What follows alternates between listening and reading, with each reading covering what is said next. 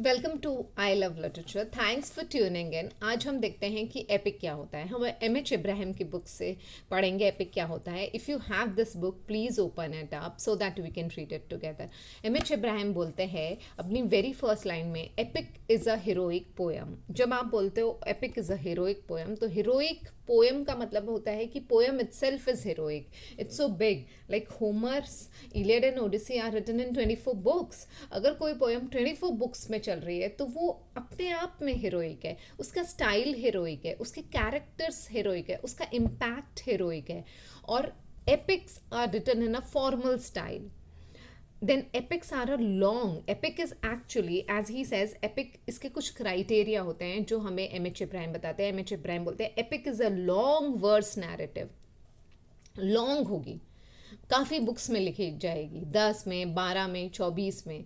And it is a verse narrative. Verse है, ये एक पोएम है. नैरेटिव है, पोएट आपको एक कहानी सुना रहा है, एक स्टोरी सुना रहा है on a serious subject. This is important. It is written on a serious subject. Like Ramayana and Mahabharata, they are not written on a trivial subject. Okay अगर कोई चीज़ ट्रिवियल सब्जेक्ट पे लिखी जाती है तो फिर वो और हंसी मजाक कॉमेडी होती है तो फिर वो मॉक एपिक होता है, वो पैरोडी हो जाती है एपिक की. So epic is always written on a serious subject, then told in a formal and elevated style. जैसे कि हमें मालूम है कि Homer who has written Iliad and Odyssey, वो एक कोर्ट पोएट थे अलेक्जेंडर के.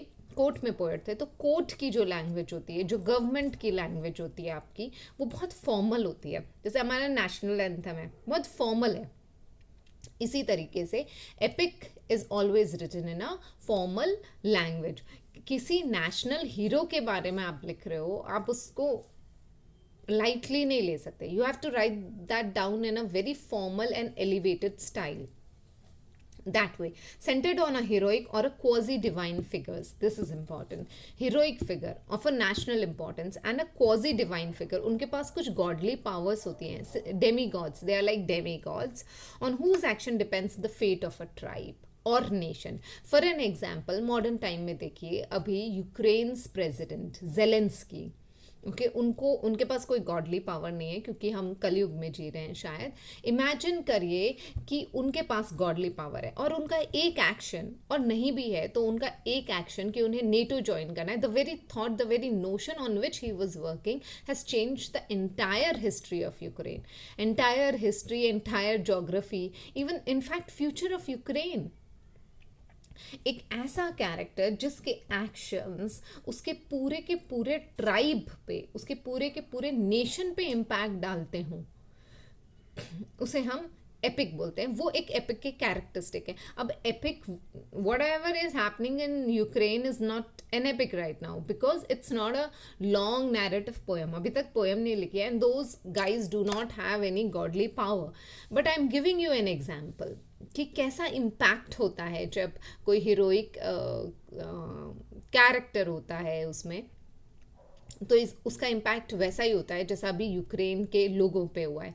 The everything, you know, the entire world gets impacted. जैसा कि हमने पैराडाइज लॉस्ट में पढ़ा है कि एडम और ईव वो नेशनल हीरोज़ हैं, वो पीपल हैं जिनके एक्शन से पूरी की पूरी ह्यूमन रेस का फ्यूचर बदल गया. So epic is like that.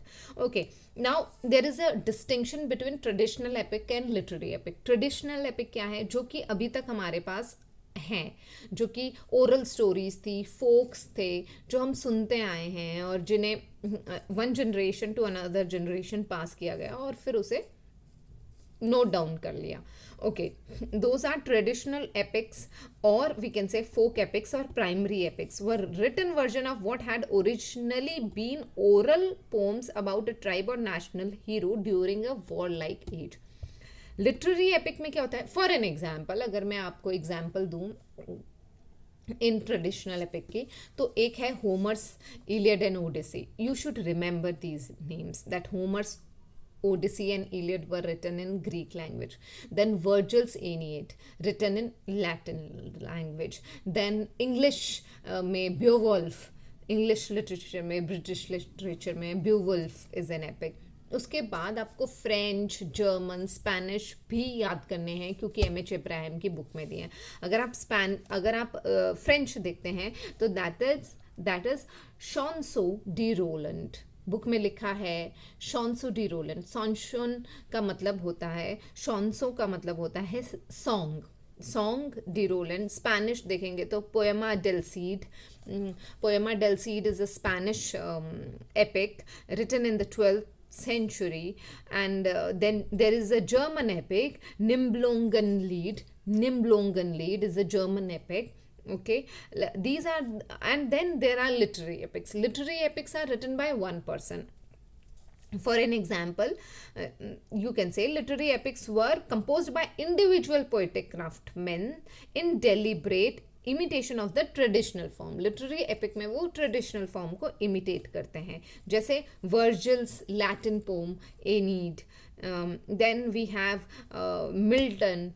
John Milton's literary epic Paradise Lost, written in 1667. उसके बाद इसी के फॉर्म पे रोमांटिक राइटर्स ने पैराडाइज लॉस्ट को बेस बना के लिखा, जैसे John Keats tried writing Hyperion. Then we have William Blake writing prophetic books like the Four Zoas and Milton and Jerusalem. तो दीज आर द एग्जाम्पल्स. अब अगर हम एपिक की बात करें तो एरिस्टोटल सेड कि epic comes next to tragedy.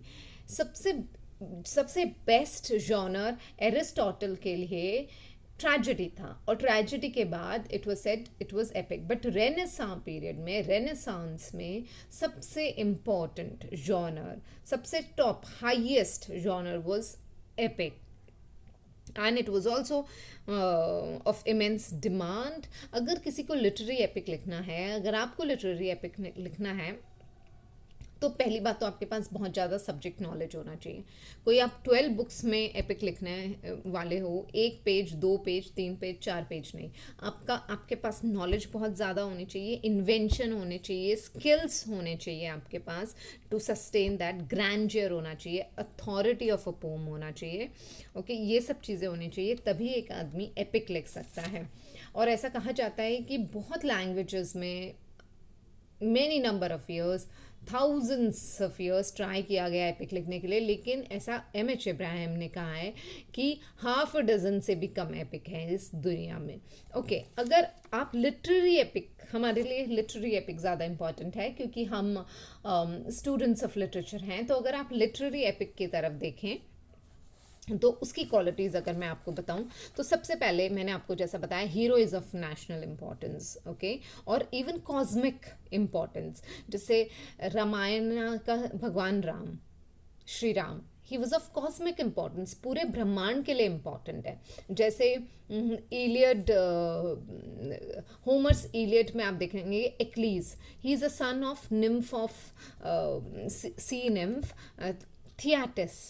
Okay, so he is also of some cosmic importance.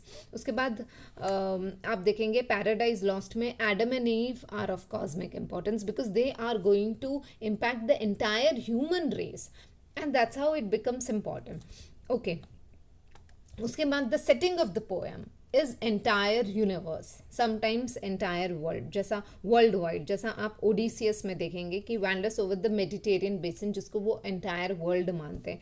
उसके बाद पैराडाइज लॉस्ट में आप देखेंगे इज द एंटायर यूनिवर्स, वहाँ पे अर्थ है, वहाँ पे हेवन है, फिर हेल है. तो ये सब चीज़ें हैं. अगर आप रामायण देखेंगे तो रामायण में भी आपको तीनों लोग दिखेंगे. महाभारत देखेंगे तो उधर भी तीनों लोग दिखेंगे. एक जब Arjun goes to Indra for learning, to Indra, god Indra, to learn all those things, and when Bhim goes to Patal Lok and becomes Bhim, what he became once he grew up. So तीनों लोक की बातें होती है यहाँ पे. तो इनका जो सेटिंग है वो बहुत वर्ल्ड वाइड है. उसके बाद हम एक्शन देखेंगे तो obviously action involves extra ordinary deeds in battle, extra ordinary Brahmastra. Okay, so that way something they do extra ordinary. उसके बाद हम देखेंगे जैसे पैराडाइज लॉस्ट में रिवोल्ट होता है हेवन में बाय द रेबल एंजल्स. उसके बाद फिर वो जैसा कि हम देखेंगे Saturn becomes a snake. Like जो भी डीड्स हैं बैटल की वो एक्स्ट्रा ऑर्डिनरी है, एक आम इंसान नहीं कर सकता, आप और मेरे जैसे नहीं कर सकते उसे। उसके बाद हम देखते हैं कि in these great actions even gods participate, they also take interest. जैसे श्री राम जब युद्ध जीत लिया था तो फिर उनके ऊपर फूल बरसे, ऊपर से अयोध्या आए तो फूल बरसे, समथिंग लाइक दैट। और वैसे ही हम देखते हैं कि super human beings take an interest. जैसे हम देखते हैं कि इलियड में भी अगर आप देखेंगे, Iliad which is a fight between Greeks and people of Troy, तो आप देखेंगे कि वहाँ पे भी गॉड्स इंटरेस्ट लेते हैं, उसमें आ जाते हैं। और सिमिलरली जब God super natural beings involve हो जाते हैं तो उसे नियो क्लासिकल एज में मशीनरी कहा गया, इट वॉज कॉल्ड मशीनरी। उसके बाद an epic poem is a ceremonial performance and is narrated in a ceremonial style. उसका जो स्टाइल होता है बहुत फॉर्मल होता है, बहुत एलिवेटेड होता है। Hence, Milton's grand style, his formal diction and elaborate and stylized syntax, which are in large part modeled on Latin poetry. Okay फिर वहाँ पे बहुत सारे अल्यूजन्स यूज़ होते हैं, गॉड से अल्यूजन, मतलब वो पोएम चलते चलते इधर उधर उसके अल्यूजन्स भी होते हैं। उसके बाद अगर आप देखो कुछ वाइडली यूज्ड एपिक कन्वेंशंस हैं, फार्मूलाज हैं। जैसे जब भी नैरेटर शुरू करेगा तो वो एक म्यूज़ को इन्वोक करेगा, उसकी एक गाइडिंग स्पिरिट होगी जो उसको पूरा नॉवल पूरी एपिक लिखने में, हीरोइक पोएम लिखने में उसको गाइड करेगी। The narrative starts in medias res, you should know this word medias res, मतलब एपिक जो है लिटरेरी एपिक वो बीच में कहीं स्टार्ट होता है। जैसे कि हम देखते हैं पैराडाइज लॉस्ट जो होता है opens with the fallen angels in hell. Paradise lost अगर पूछा जाए हेवन में ओपन होता है, अर्थ पे होता है, हिल में होता है, तो हेल में होता है with fallen angels gathered their scattered forces and determining on revenge, और fallen angels बोलते हैं कि we will seek revenge now. उसके बाद there are catalogs of some of the principal characters. Principal character का पूरा आपको कैरेक्टर स्केच मिलेगा जहाँ पे या तो वो खुद बोल रहे होंगे अपने बारे में, थिंग्स लाइक दैट। उसके बाद अगर हम 14th सेंचुरी में आए और ब्रॉडर सेंस में जाएं, एपिक के ब्रॉडर सेंस में, बेसिकली एपिक यही होता है। अगर ब्रॉडर सेंस में जाएं तो हमें डांटेस 14th सेंचुरी डिवाइन कॉमेडी मिलता है, Edmund Spenser's late 16th century में द फेरी क्वीन मिलता है। उसके बाद अगर आप प्रोज फिक्शन में आते हैं तो हरमन मेलविल का आपको मॉबी डिक मिलेगा, लियो टॉल्स्टॉय का वॉर एंड पीस मिलेगा, James Joyce Ulysses. So these are in prose fiction. Now, I think it is clear to you what is an epic. Epic is a long narrative poem which has a serious subject, written in a formal and elevated style. This is the foremost thing you need to remember. उसके बाद अगर उसके style के बारे में बोलें कि it involves a figure of national importance or cosmic importance, even cosmic importance. The setting is worldwide. The setting of the poem is ample in scale, worldwide, sometimes involving universe, and the action that takes place are extraordinary. उसके बाद जो gods हैं, supernatural gods also take interest in battle, war, and then the epic poem is a ceremonial performance. अगर literary epic की बात करें तो it starts with invoking some muse which who is a guiding spirit to the poet who is writing it. It starts in media res. Then you get a good character sketch of all the principal characters. Thank you for listening. Keep listening. I love literature.